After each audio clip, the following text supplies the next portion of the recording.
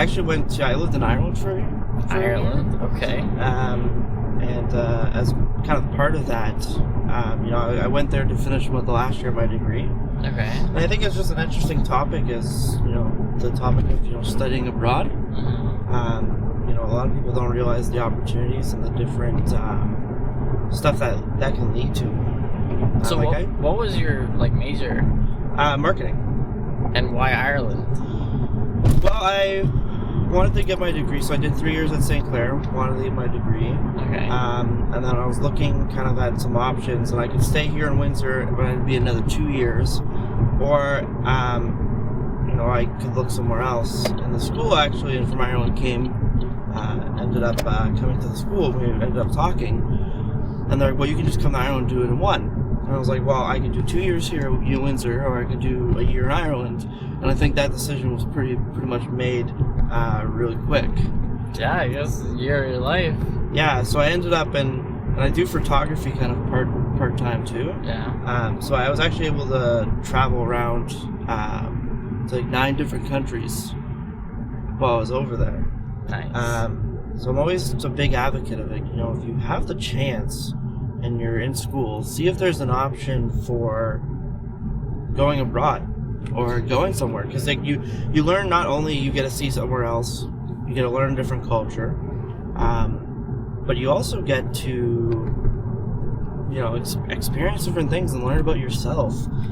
The amount of stuff I learned of just about myself and what I'm looking for in life just by moving away was crazy.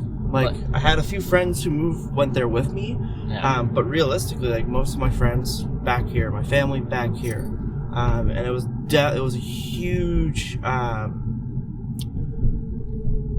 change to all of a sudden be surrounded by everyone, your group, your friends. But I'm guessing that's why you came back here, right? That's eventually why I did come back. Actually, one of the main reasons was my sister had kids, right? And I wanted to be a part of their life. I see. But sorry to interrupt, but what were the things that you said? What's the main thing you said you learned from going abroad? You said you learned a lot of things, right? Yeah, one of the main things was what I'm just looking for in life, which is for myself, and the things I enjoy. I started to realize more, for example, that I really enjoyed photography. Okay. But I enjoyed doing it more of a hobby. And then I just learned more about relationships, what I'm looking for. Because especially when you go, there's a lot of people who you think they're really good friends, and then you go over, and then you never hear from them. Mm-hmm. And you don't have to hear from your friends every day, but it's one of those things if you're over there for a year and you never talk to someone, and you're talking to them all the time, they're probably not as good of a friend as you originally thought. I don't know if this is legit or not, but I felt with certain people I've noticed that their connections are geographical. 100%. It's so strange. It's not even if they're in the same area they would meet up with you or something. But if they're gonna call you online, they're more likely to do it if you're in the same geographical region. No, for sure. Is that what is the logic behind that? I don't know. I still talk to a lot of my friends that I met over there. Right. And a bunch of them are scattered around the world.